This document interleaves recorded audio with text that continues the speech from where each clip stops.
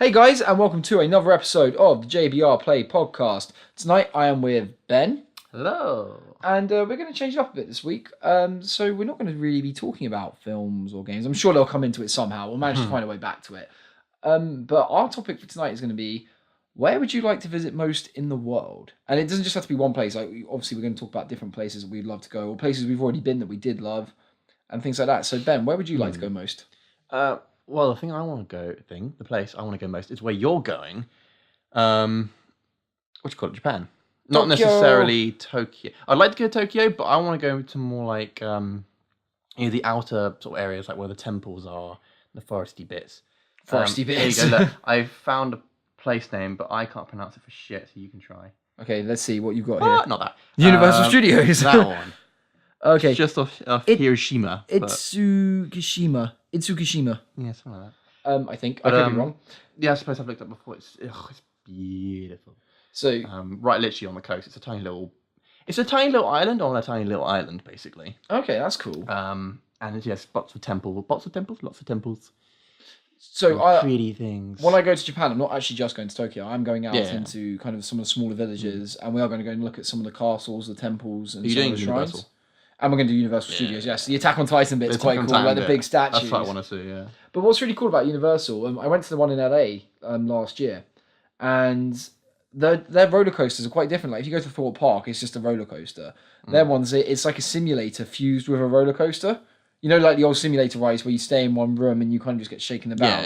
Yeah. So the Harry Potter one I went on, you're actually going around a roller coaster kind of thing, but it's designed to like rock backwards and forwards, and you're wearing these goggles with all these screens around, and it's really cool. I did a Transformers one as well, and it was a very different experience. It was really cool. So I'm looking forward to what they've got in the Japan Universal Studios like that. I think that'd be really cool. More, if anything. They've got a Spider-Man one, which obviously I'm going to love, because you'll be like swinging from place to place. And they've got the Harry Potter one. So I think in every Universal Studios they have a Harry Potter world as part of the experience. Where's this? It's Disneyland, isn't it? They're doing Star Wars Land, or where they're Yes, calling it. well, because Disney owns Star call it Wars Star now, Wars so Land? yeah. Okay. I think it is, they're Star Wars based theme park. Yeah. Because Disney have always had a Star Wars ride. I remember when I was a kid, I went to Disney World Florida, and at one of their theme parks, I can't remember which one now, they had a Star Wars simulator, and it was really cool because outside they had like AT-ATs, and there was a guy dressed as Chewie walking around. And you go in this thing, and then basically they put you in an X-Wing, and R2-D2 accidentally launches you off, and you're with him on some adventure through space, and you end up in the big battle, I think from A New Hope, going down the trenches in the X-Wing. Yeah. And so it was really cool. So I can't wait to see what they do for the actual theme park there. But yes, going back to Japan, one thing that's really exciting, obviously for us, like a big fan of anime and manga. So there's Anime Town, whatever it's called. What's it called? I can't remember the name of it now. I have this all researched. I've been going over it loads. But basically, there is a small part of Tokyo. I don't know actually if "small's the right word." There's a part of Tokyo. I say a part. Which is very heavily specializing in anime and manga, mainly, and like technology. So when you're over there, if you go into that part of town, there's like cosplayers everywhere. All the shops are based on anime and manga. It's kind of really like, cool collectibles. What's that place in America? Thingy Boulevard, where they just walk around like, you know, the Hollywood Superman. Boulevard. Yeah. Is that where it is? Yeah. Yeah. Kind of like is that, it but Hollywood? anime characters. Is it Hollywood? I'm not sure, but it's on the Walk of Fame. Yeah. If you go to the Hollywood Walk of Fame, there are people dressed up. They charge a ton of money to take photos with them. Their costumes aren't even that good for some of them. Yeah, like they'll be like a Spider-Man guy. It's like, you bought that for £20 in Argos. $20, I'm guessing. But Did you see that story about the Superman who had his costume stolen, and that was his living, and he was screwed because of it. I can't remember what happened, but he's all right in the end. But yeah, he really struggled. You could see, like, he had this, homeless sort of, look, this big beard, and all these sort of, got a bit shabby, and had a photo of him before and after. And it's like, he looked like Superman. He had the look. And suddenly it's just really sad. It's like, that was his living, and someone nicked his suit. yeah, people are evil. People are horrible. Clark Kent can't be Superman. Like, But they- I've got the suit. I wouldn't mind if it was cheap, but some of them were charging like $20, $30 a photo for like a photo with someone in a distinctly average costume. You're like, I'm not paying that. That's not even the real guy. Well, exactly. Yeah, you're not even the real Spider-Man. Yeah. Don't try and pretend. We know. But yeah, I mean, one thing I'm really looking forward to in Japan is looking at some of their big historical sites. I think it'll be fascinating to visit some of the temples, as you were saying, and kind of learn a bit of history. Kind of, obviously, you've got stuff like samurai, Was the full-on Japanese shinobi, culture. yes, was so different to what we can experience over here. Yeah. I'm so excited. Yeah, I'm very lucky to be going. I really can't wait to get traveling and kind of Get your really stuff from learn Nick some stuff. Monkeys. No, that's China. Is that China? Yeah, that's Oh. China. I just remember seeing that war and just, they're such little shits. Well, apparently, what's horrible about that is that They security catch will them. shoot the Yeah. monkey that did it in front of all the other monkeys as like an example to not steal. Could you imagine if they did that to normal criminals over here? Did you steal that Freddo bar? No, please don't. Have you seen the modern nursery? That's what they do. They hang them up and shoot children. It's like, that's what you get for taking his toys, or whatever. Discipline your children. I don't know where. Or BB guns. No, I think that's not fair. Why did my son come home with loads of little lumps all up and down his arms? Oh, he stole toys, so we shot him with a BB gun until he learned his lesson. The mum would be like, fair enough. Just in the mum cocking a shotgun in the background. Do it again. Yeah. That was tame, yeah. I wouldn't have done Been a very naughty boy. Oh. But say, on the flip side, what's the other one I want to go to is my friend just got back from, or getting back today from Jamaica, and her grandfather helped build, I don't know if like build as in literally build or planned, this hotel called the Rock House Hotel. I've got a picture here. And it's basically this little island on the edge of Jamaica, and it's just, it's incredible. It's the full on, like, the water is we need to put a clear picture in the as podcast, shit. I think, so people can see this. Oh, I think yeah. because we're just talking about this photo, and it's just the color of the ocean, the scenery. It's fascinating. It's like a little island, and it's like it's not a forest, but it's like a mini. There's lots and lots of like palm tree sort of things everywhere, and little huts in them, and they're just it's incredible. It's its own little getaway, basically. Yeah, and it's quite secluded. beautiful. Yeah. So yeah, I think that's what I'm kind of looking forward to. it's really, really, really warm. Oh, that too, yeah. England's. But to be fair, actually, I think I would like to explore more of England. We haven't it's our home country, and we haven't really. I reckon there's some really fascinating things. Although, so the other week I was driving past Stonehenge with someone, and they were quite. I think they'd only lived over here for about a year or so, and they were really excited to see it when they heard we were driving past it. They were like, "Oh wow, we're driving past Stonehenge!" And when we got there, I was like, "There it is on the right." And like, they changed from a look of excitement, and he was like, "Oh, I expected it to be bigger." Well, even like, when you go, though, you can't go anywhere near it. Yeah, but that's not. That's only because people vandalised it. Just people it's ruined for the good experience. of it. But it's still like it's like, oh, there it is, it's over there, and you have to pay for it as well. Still, I think that's outrageous. To even get close, they pay, and it's quite. What are they doing? Do they maintain it somehow? Probably not. It's a national trust site, isn't it? So they can charge you to go on national trust land. It's private property technically. It's all that kind of British heritage. One or two. One or two. Yeah, we're not sure. So if someone does know, and we've got it wrong, you can feel free to mock us. We're not very knowledgeable in our own country, apparently. But yeah, I think the concept of just traveling somewhere and exploring a whole new place, and then you kind of like think Japan, the whole new culture. It's like something completely different. Yeah, Which is why I find England boring. Even America, to an extent, is because a lot of people say England and America are fairly similar, but when you go over there, it is. I mean, I've got to say actually, when I've been to a few different states in America. And most of the people are really friendly over there. You get a really friendly vibe. Oh, you do get some, but it's the same for every country, isn't it? You're always going to get some people who are there. But most of the people I met over there were lovely, really friendly, really happy to kind of just come up and talk. It's a lot more sociable than England. And I think that's really nice because over here, I don't think we're a particularly sociable nation. If you go and talk to a random person... terrible. They'll be like, why are you talking to me? What do you want? Stop talking to me. They Go instantly away. assume you're crazy. If you talk to a stranger, they're like, there's something wrong with you. You should not be talking to random people. I don't have any money. But like when I was in LA, I walked out my hotel and two people just came up to me, never met them before in my life, and they just started chatting to me. They were like, "Oh, hey, what brings you? I'm guessing if you're from out of town then." And when I started talking, they were like, "Oh, I'm guessing you're from abroad." Really out of town? Yeah. And then they got chatting, finding out where I was from, and they made a real effort to talk to me, and I felt really welcome. And I've never had that over here. I've never walked out of somewhere here and had some random, unless they're like, "Oh, do you know the way to like Greg's or something?" I've never had that over here. To Greg's. So I think it's this is standard What a English. choice. Yeah. Keeping it classy. But I love that. I think it was really great. And obviously there are some differences, like obviously gun control and the gun regulations over here. We're quite anti. Ours is pure kind of like, well, I guess professional use. Yes, is the word for it.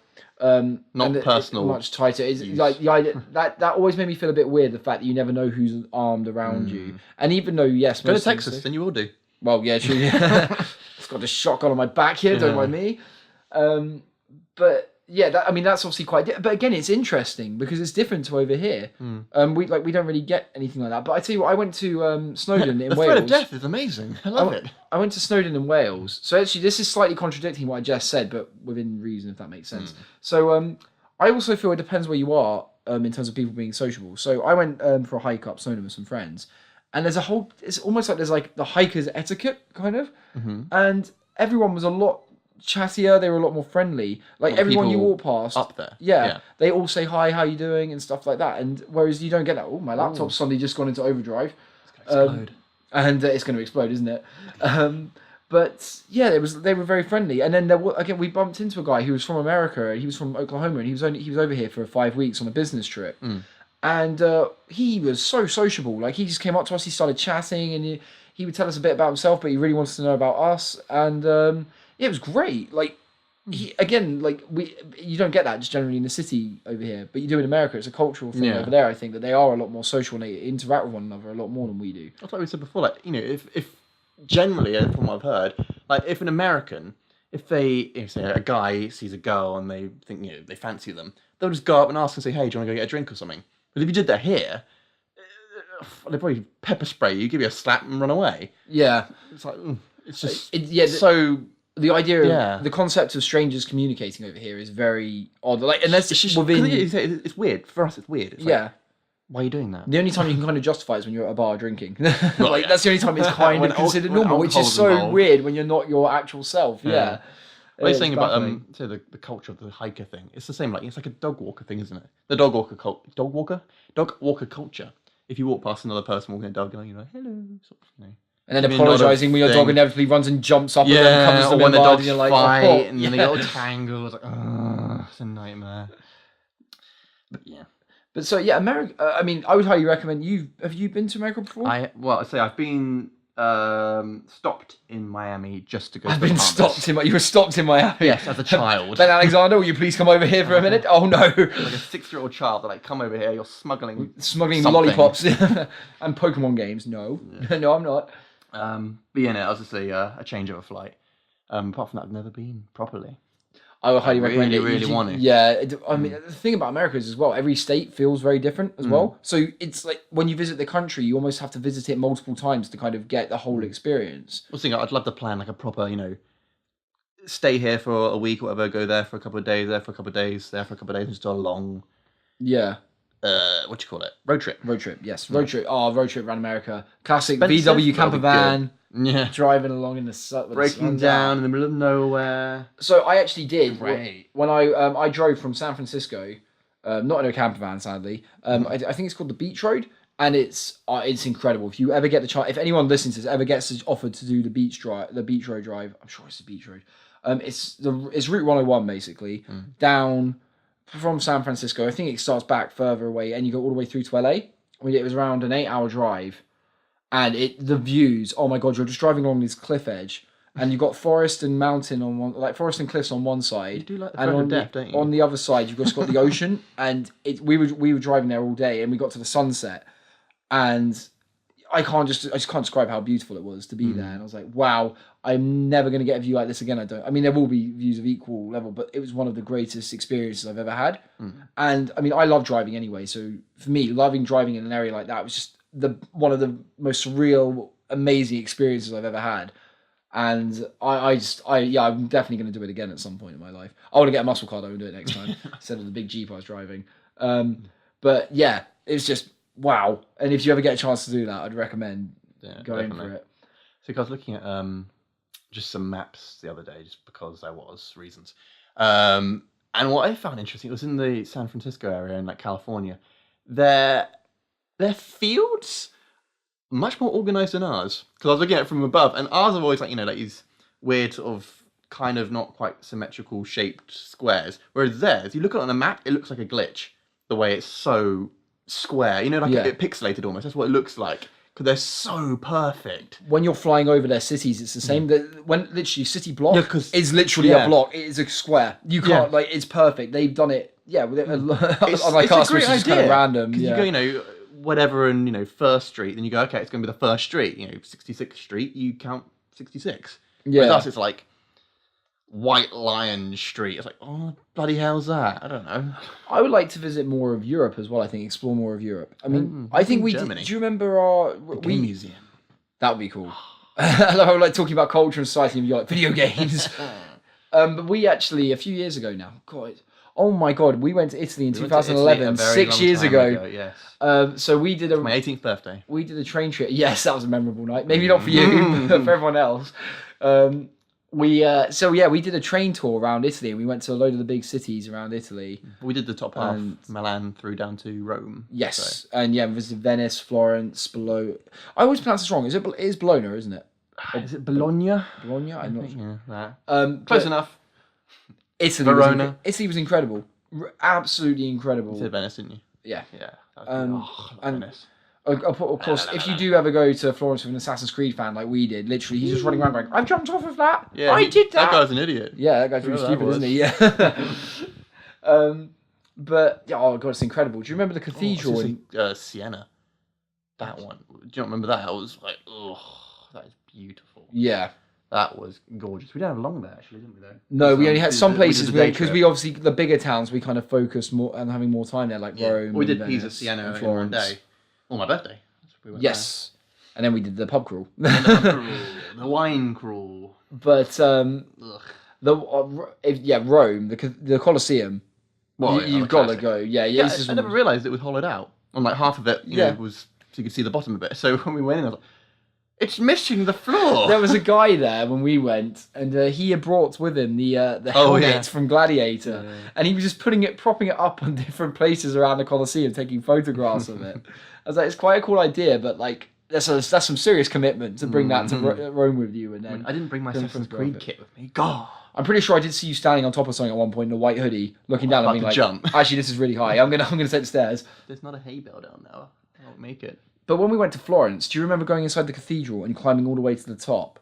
And at the top of there's like a dome part to the cathedral, and you can walk around the top and the inside. And I just remember looking down. Heights don't faze me normally, but looking down, you're so high up. The way it's sort of curved, and, you're like, ooh, and God, okay. everyone down at the bottom looks so small. You're like, if I fall from here, that's it, game over. And the path's really narrow as well, so you're like, someone's going to push me. Someone is going to knock me off. I hear Ezio say that. Well, if I slip, I might be in trouble. But there's a convenient hay bale for Ezio every time, so we didn't have that. It's not saying like a big hay bale at the bottom of the cathedral. Was that the one that had the a really like narrow staircase thing that looked like really really steep as well. The word for not tall. Shallow. Small. Short. Small, yeah. Short. Lacking in stature. Vertically challenged staircase. Yeah, like that. Let's go for that. Wait, that means just like one step. 2 steps, yeah. 1, 2, done. If it's 1 step, it's just a ledge. But yeah, Italy again was amazing. Also, here's this: if you could go to any country, but what time period? If you could effectively time travel, what time would you like for Japan? Could you imagine going back to like ancient Japan or something like that? That would just full on samurai. Yes, well, that's not ancient Japan, really, is it? That's samurai was its own kind of age period as itself. Ancient Japan. Ancient Japan would be cool. Ancient China would be amazing. I think ancient China would be incredible. I'd love to visit China and go along the Great Wall. Yeah, because China now, you look at it, it's just kind of, it's like the same thing like Tokyo. It's just, you know, a lot of buildings everywhere. But I think it depends where you go. You can go to like rural China, like rural Japan, and nice buildings. Explore there, and you get different. I mean, one thing I really want to do as well in Tokyo, I want to go to like the hot springs and stuff and just chill. Everyone always says they smell. I went to Sulphur Springs I went to one of the Greek islands. Yeah, that was smelly. And the water was really brown. It was warm. It was lovely and warm, but it stunk. And then you smell afterwards because it's all just seeped into your skin. You smell like rotten eggs as you're walking around. I was talking to someone the other day. This is somewhere else I want to go. It was like I think it's where like Argentina and Brazil meet, and maybe something else. I can't remember. I think like the 3 countries meet or something. There's this waterfall. I can't remember what it's called, but basically, each country, as it feeds into this waterfall, has a different color of water. Oh wow! The the minerals and stuff. Yeah. And as it all meets, it's just this collection of color just falling down, basically. Like a Skittles waterfall. Kind of. Oh, yeah. That's epic. That's so cool. That's something I would love to actually look at because it's just like Stuff that's kind of it's natural, Unique. but it doesn't look natural. Yeah. It's just like, oh. Well, it's unique, isn't it? It kind of makes that place famous and stand out. Yeah. Um, Rather so, like like Niagara Falls. It's like, well, I would love to go everyone see knows Niagara this. Falls. I'd love to see it, but it's like, I'd see it and go, yeah, okay, cool. You know, Something like that, but like, oh. One holiday that's definitely on my to-do list is snowboarding in Canada. The mountains. Mine is over there. snowboarding anywhere it's not France. I like that. Sounds so snobby. That sounds like such a first world problem. Oh, boo-hoo! I go snowboarding in France every year. I want to go somewhere different now because it's hard. I'm not going anywhere this year. Oh no! Oh, it's okay. But yeah, well, I say that it's like Val Thorens. It's like, I love it, absolutely love it. But it's just I want to see new trails to find, whereas you see the same ones every year. Yeah, true. Although you say that, we still can't make our way into Meribel. We get lost every time. We still get lost. Every time we get lost and waste a day trying to get back. Just for a panini. Oh, those paninis are amazing, though. They are fantastic paninis. Mm-hmm. Would you... Where called the last drop? The last drop? The last panini. I'm thinking of somewhere else. The last stop, because you can't get out and you can't find it. Where else in Europe would you like to visit? Europe? I want to go back to Greece. Oh yeah, I've never been to Greece actually. I've never been to the mainland. I've only done. I've been to a Greek island. Yeah, I've done Ithaca and Lefkis. They're amazing. And it's weird. We had a it wasn't really a villa, a house, I guess, but it had a swimming pool. But you literally walk out the front gate thing, you cross the road, and you're on the beach. So the pool's. I was like, what's the point? We had that when I went. Which Greek island was it now? This is so long ago. We stayed at one of the Greek islands, Santorini. And yeah, we had like a small holiday home. We rented for the week, and there were like a few others in the same place. So and you had a communal pool for all these like small holiday homes. But the beach was literally a minute walk. But the problem was all the sand, because there was a volcano nearby, all the sand was just black. Oh. And you walk on it and your feet just suddenly feel like you've walked over like a pit of charcoal. You're like, oh my God. It was really funny because every time like you'd see one of us would forget our sandals or flip-flops or something, you'd see them doing this mad dash to the sea. Literally when they got to the edge, you'd be like, 3, 2, 1, run, and just sprint as fast as you could to the sea. And it was the most satisfying feeling, just that relief that washes over you once your feet touch the water and you're like, the burning's gone. When I went to Ithaca, my mum was always very good at doing like the super last minute holidays, so getting them really cheap. So we had this huge villa that was made for, I don't know, there was 4 of us, and it was enough room for like 12 people or something, like 15. It was a big old place, lots of floors. I say lots for like 3 and like a basement. But yeah, we had literally everything you could want. It had this little bar area. The pool was fucking huge. It had like a little mini amphitheater almost, which is really cool. But obviously, we got it for dirt cheap because we just want people in there to use it. Get Please, some money. Use our stuff, basically, we need a little bit of money, so we might as well give it to this poor family over there. But there was you could use the pool happily, but I don't know if I told you this. There was where like the water overflows and sort of comes back the filter area. Yeah. That was on the level where you'd climb out, and it was along the whole edge of the pool, the full length. And in that area, there were always little bees like just flying around, which is fine. But what was bad was hornets would always come down there as well and take them. You'd see them put their little arms around the bees and fly off with them. Did you hear the bee like, no, help me? Yeah, pretty much. And we're like, I don't know what to do here. We can't really do anything. They're fucking big ass hornets. It's like, well, I will save you. Pull out like those wooden bees. like beach bats that they used to play the beach ball with, and just attack the hornet. Get back here. Oh, damn. Trigger the horde of hornets. We had one of those gates where you could press the button and it would go. It used to be like use the force, like I'm pulling the gate open. Your family's like, Ben, you're not a Jedi, you're just an idiot. Get your bathrobe off now. It's like 50 degrees out here. Do you know what one holiday I've been always talking about one of my friends to do, and I will do it at some point. Big Lord of the Rings fan. Hiking New Zealand, hiking from the Shire to where they filmed Mount Doom. Rooster Teeth did a small documentary called A Simple Walk into Mordor. Well, it's not that far, actually, is it? 120 kilometers, I think. So it's doable. I think it was that. But it just looks amazing. And some of our friends spent a year in New Zealand, and the stories they've come back with are just amazing. Like, it's just so surreal. Like the places you can see. You know how we're talking about kind of like unique areas which really that country will stand out for. Yeah. Like you're talking about that waterfall. New Zealand just has so many of them that it's just somewhere you've got to go. I feel like if you're traveling at any point in your life, I feel almost like New Zealand and on the Australia have to Yeah. be on that list. Like I went to Australia when I was younger, and I fell in love with it. Absolutely incredible place. I went to Sydney and to some places in Queensland, and I didn't go to New Zealand sadly. But on the way to Australia, we spent 2 days. We stopped over for 2 days in Singapore.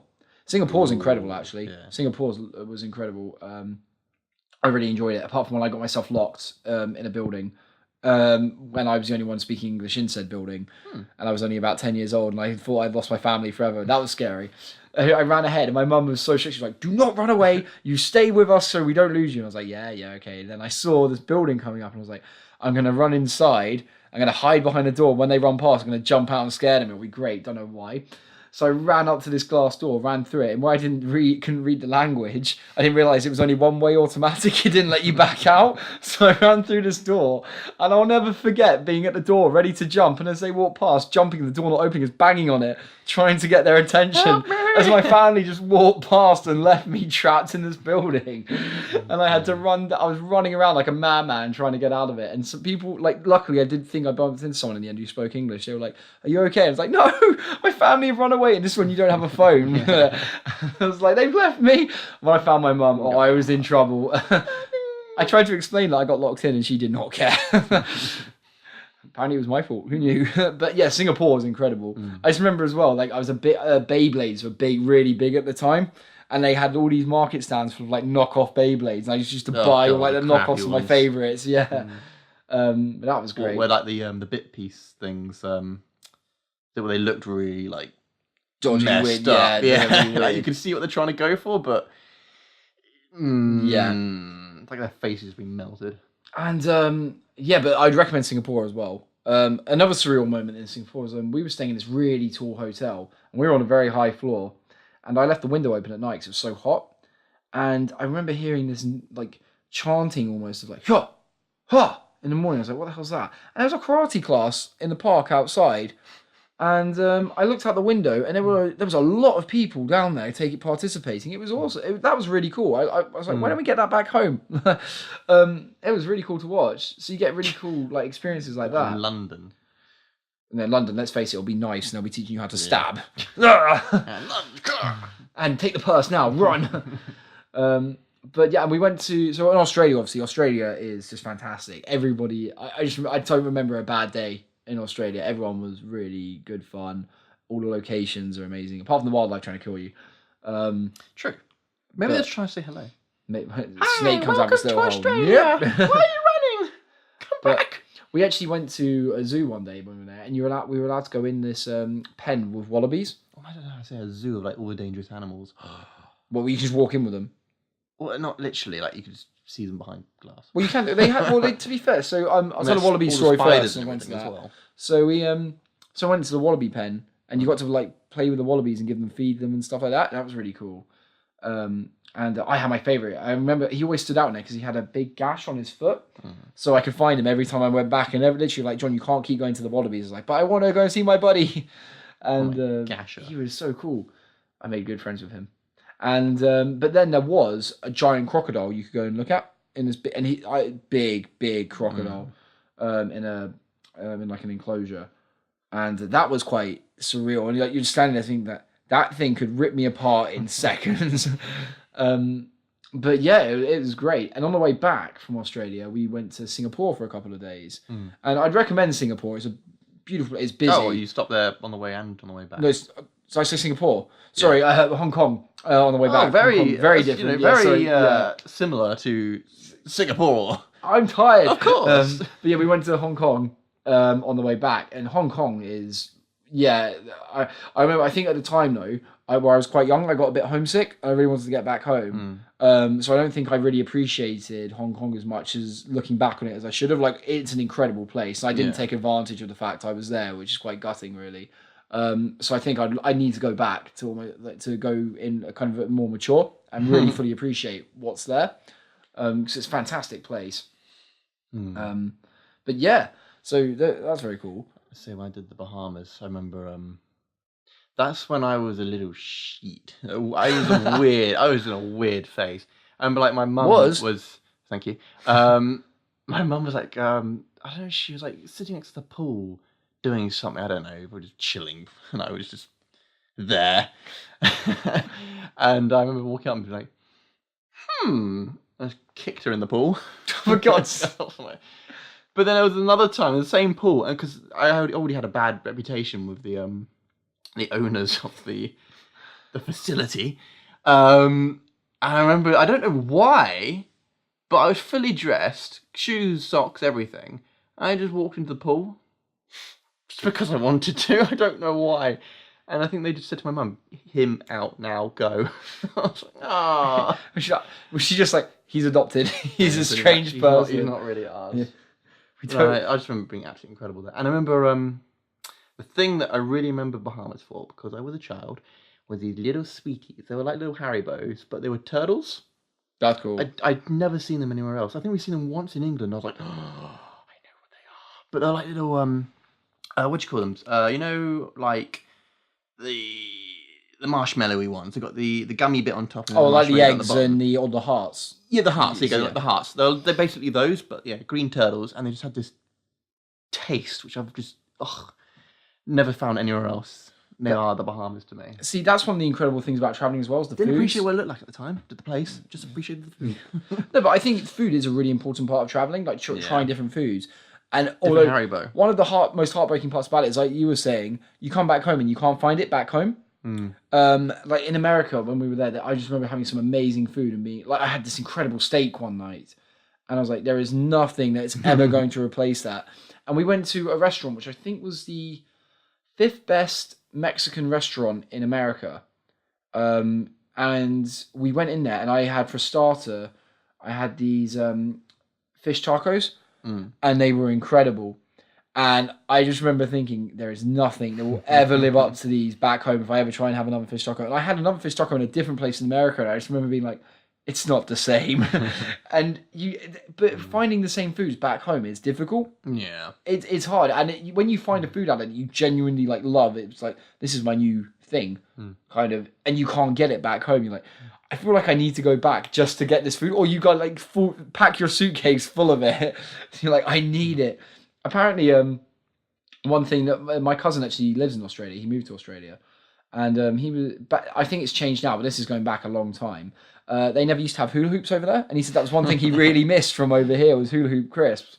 Didn't have like fake hula hoops, like some form of circular crisp. No, I don't think they had anything cool, like something it. else. But then I think Tesco's eventually opened stores in Australia, and then they brought that with them, and then they brought the hula hoops with them, and the world was once again normal. Yes. When the pilgrims brought the hula hoops to the Indians, and they sat and munched on hula hoops. But have you, apart from the turtles, have you ever had that before? You've been in another country and you've had something. I was going to say the story you know. Firstly when we went snowboarding, the syrupy squash stuff. Oh yeah, that's. Next time we go, I need to buy like 10 of those. We need to just stock up on them. Yeah. But you know the story. The drunken pizza. Me and John. Other John. Oh, that was amazing. That was such a funny night. So yeah, we went out drinking. Had a good old sort of club night, pub night, that sort of thing. And we found this. It's like one of those. It's kind of a fast foody joint, I guess, food joint. It's kind of. I would say it's like a fast food joint meets like the kebab shop style thing. Yeah, But they had a much nicer range of food. Yeah, it was like a food window where you could get pizzas, kebabby things, burgers, all sorts.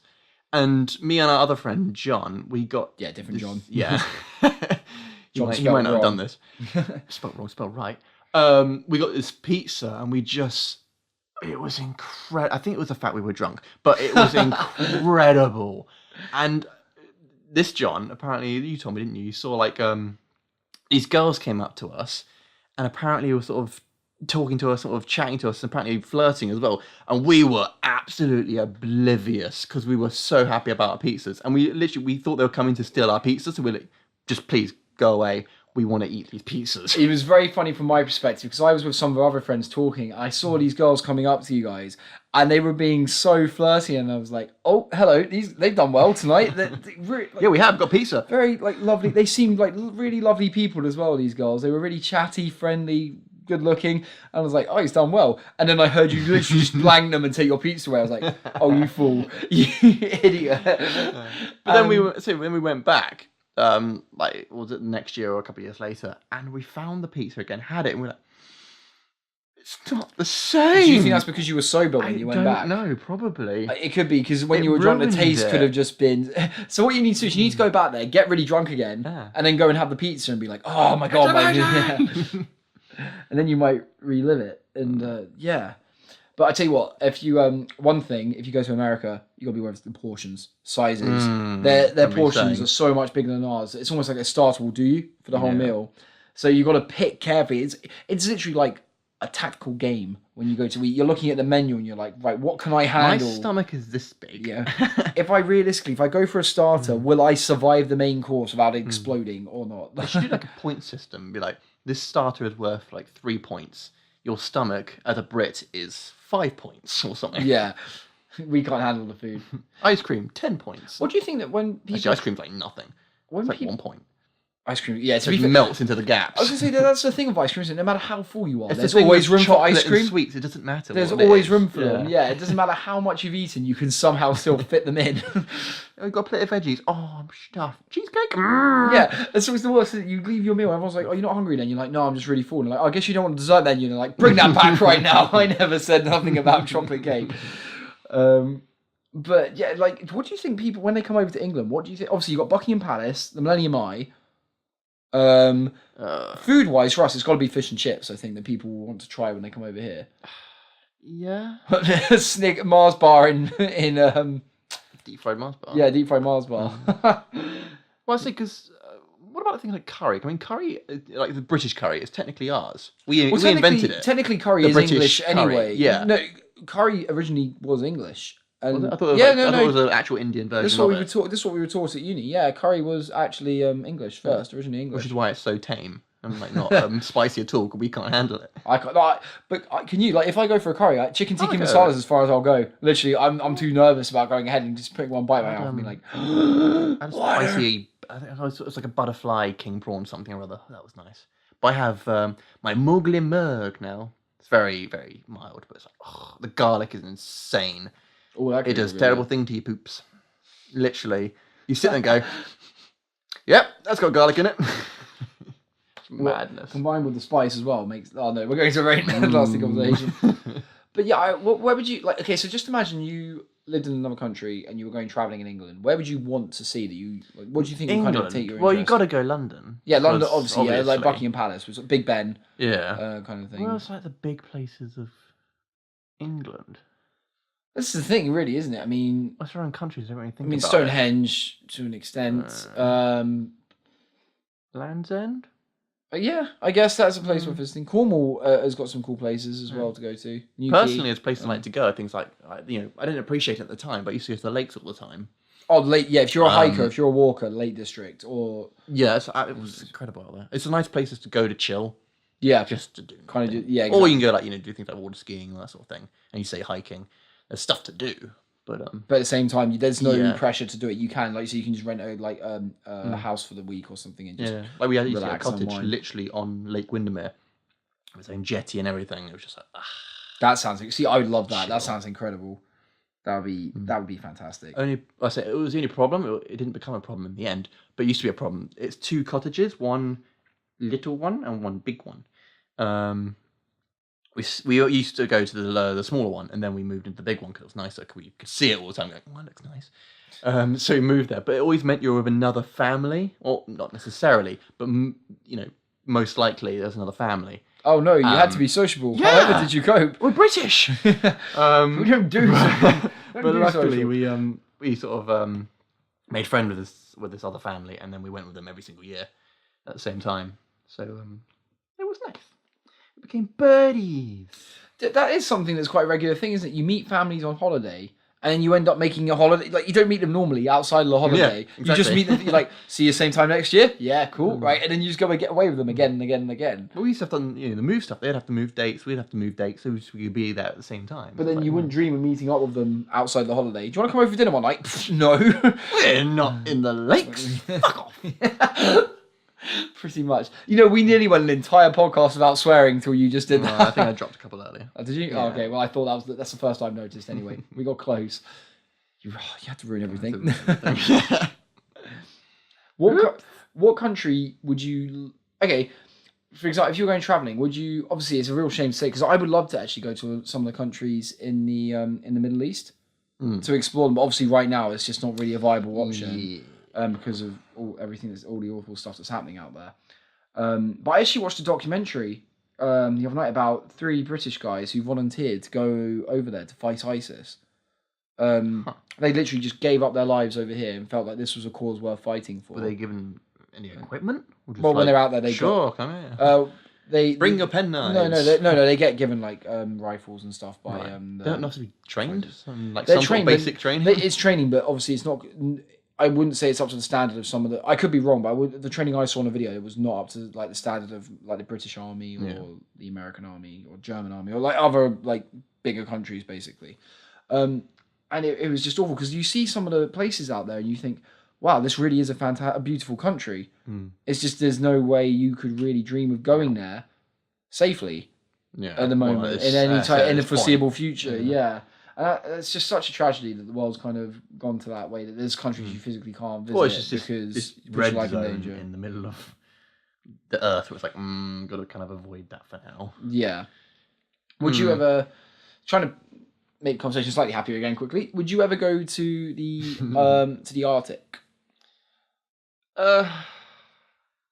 Well, if someone's like, "Hey, I'm going to the Arctic. Do you want to come?" Yeah, like for like an adventure type holiday, exploration adventure holiday. I'd rather go somewhere like Alaska.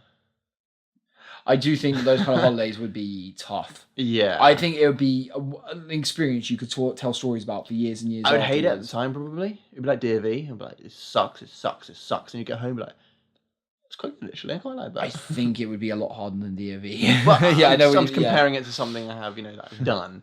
I'm comparing it to my first world struggle. DV sucks. Don't do DV. It's stupid and pointless. I love DV. DV's great fun. Do it. Don't listen to him. He's just lazy. I am. Ben did DV on his Xbox in Ghost Recon Wildlands. He hiked across the map and was like, I've done it. Give me a goal. Yeah, you know why? I'm chasing Rick across the map. Like, come back here. No, but he's just like, just fast travel to me. Yeah, well. Damn it, Rick. Yeah, but it's just like DV. The fact I still don't understand the fact you have to do for gold. You do the practice, and then you do the real thing. And the practice is exactly the same. Yeah, the distance is the same. Did you go the place back is the to the same place? Yeah, exactly. And you did the exact same walk. Exactly the same. I've already done it. It's like when you're at uni. I felt like my course could have very easily been 2 years, and they made it 3 years. And you're really clutching at straws and stretching courses to their max here to justify a 3rd year.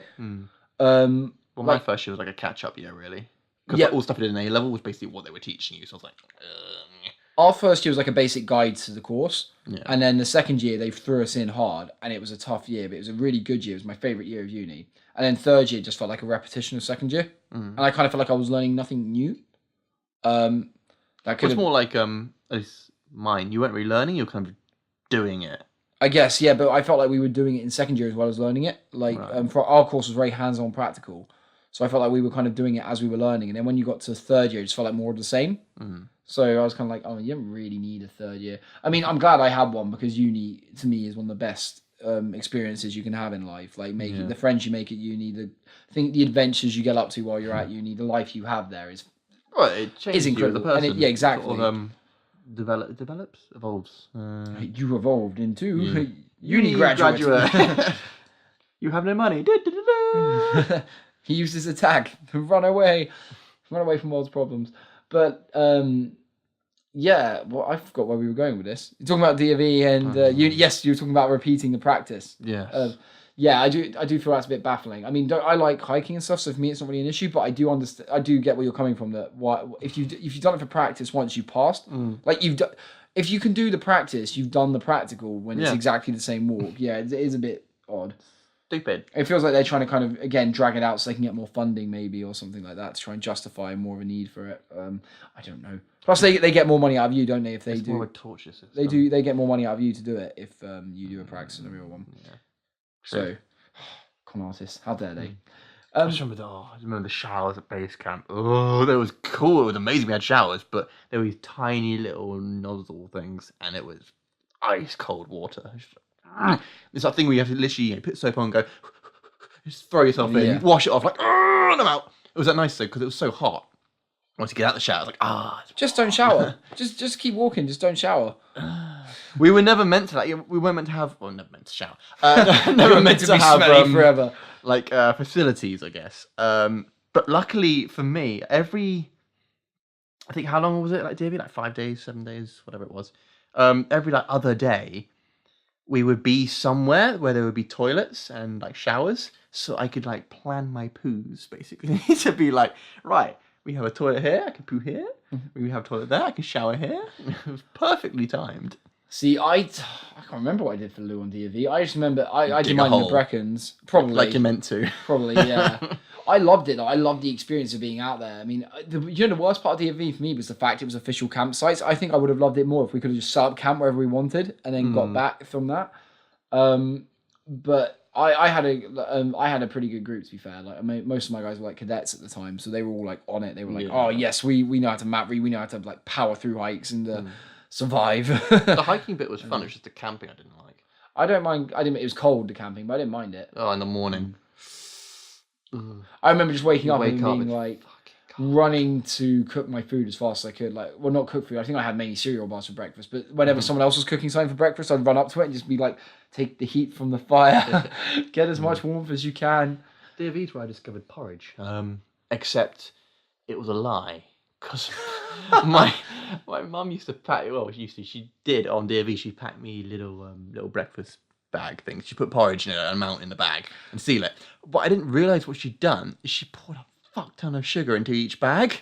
So I was like, this is amazing. It's so. Were you just like on a really big high at the beginning of like sugar rush at the beginning of DV? This is the greatest stuff ever. I love porridge. And then got home like, it's a lie. You lied to me. You tastes like nothing. 20 minutes into your hike and you just crashed. The sugar rush was over. Oh no! I had bags of like minstrels and fruit winders and stuff. I remember at the time, my ex-girlfriend at the time, when she did DV, she bought a big box of the MRE bags, the military rations. Right, yeah. And she had tons of them, and they were really good. And when she came back home, there were loads left in the house. I used to snack on them when I was at hers and bored. I used to be like, I'm hungry. There's MRE still around. Let's go and grab the packets of them and eat them. They were really good. Remember our friend Matt? I hated a meal I had. I can't remember what it was. It was like a bolognese or something, but it tasted just god awful. But I remember he hated what he had, so I was like, "You can have mine if you want, and I'll have yours." So we switched, and we both suffered, but it was less suffering than what I was eating. My God, it was grim. I think we should end the podcast there. Thank you so much, guys, for listening. We really hope you enjoyed it. If there are any locations you would like to visit, we'd love to hear about them. So please leave them in the comment section below. And yeah, if you want to, if you have any other suggestions for topics for us to discuss, please leave them in the comments as well. It'd be great to hear some. Thank you so much again for listening. And Ben, would you like to say thank you? No. Okay. Thank you for listening, everyone. So also, just a heads up, over the next couple of weeks, things have already been a bit different. Ben and I have had a really crazy couple of weeks before this with work. Everything's just kind of, I think it's safe to say, exploded, and we've just been crazy busy 24/7. So the channel's taken a bit of a hit, but we're back. We're back in action. We're ready to go. But as we said at the beginning of this, I'm going to Tokyo in April for a couple of weeks.